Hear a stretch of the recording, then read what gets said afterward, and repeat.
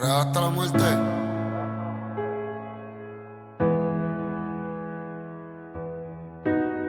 Kobe en el cuarto cuadro tirando el balón.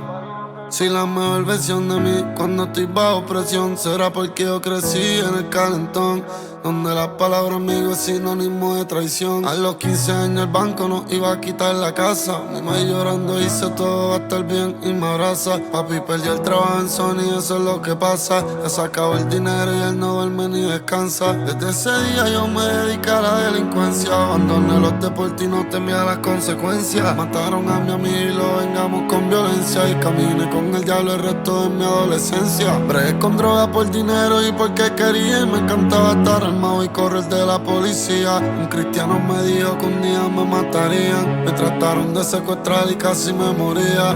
Dios obra en senderos misteriosos.